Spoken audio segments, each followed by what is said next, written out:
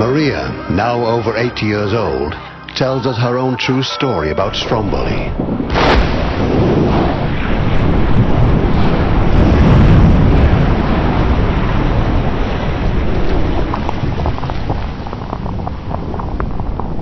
Normally, this active volcano stays a moderate monster. But for many people, it was the last thing they saw in their life.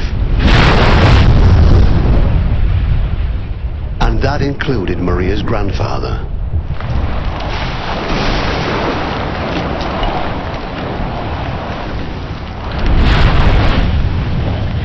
The violent eruption of 1930 not only resulted in a huge flow of lava, but also triggered a tsunami.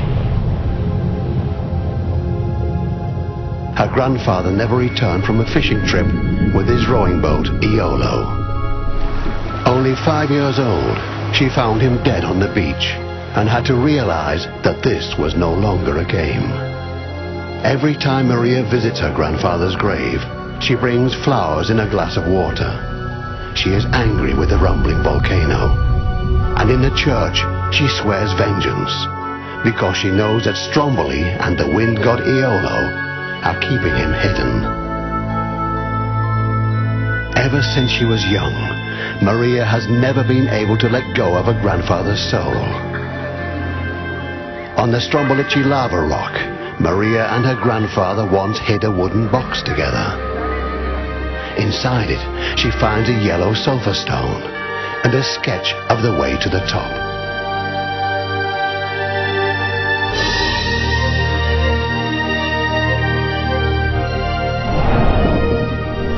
Grandfather's soul calls her up the mountain. Up she goes, on her own. When no path existed, this was an arduous journey of more than 3 hours through sand and ashes, up to the Pizzo Peak at 900 meters. Little by little, she approaches the jaws of the monster without knowing when it might catch her. Here on top of Stromboli, Maria stood as a young woman alone in 1948. Face to face with the unspeakable force that shows what nature is capable of, Maria spent the night on the mountain, at the place where nature exhorts to humility.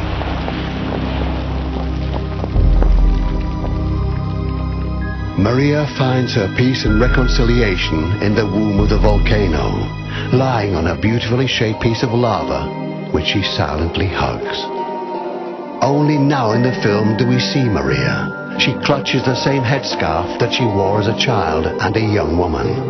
Blown by the wind, it flutters away. We follow it until it returns to the place where Maria was sitting. But she has disappeared. As part of this story of love and yearning, people from the Stromboli region tell of their life here in the shadow of uncertainty. An old fisherman and poet who loves his paradise on earth. A lava rock artist. A painter and hedonist. A volcanologist who talks about this place of pilgrimage for volcano researchers, where Stromboli is a patient, wired and tubed, like in a hospital. Nino, the mountain guide, has been bringing tourists up this volcano for 30 years.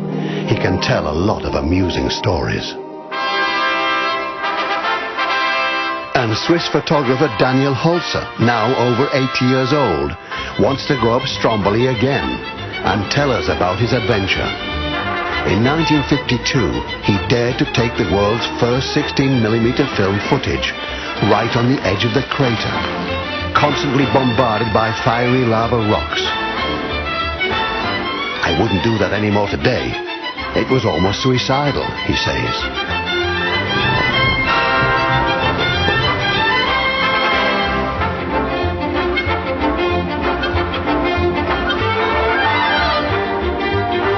This film is made using a fully stabilized 3D camera drone, which for the first time enables breathtaking shots of the crater and eruptions. We first carried out test flights with a small 2D camera drone to see how it stood up to the explosions and heat in the crater.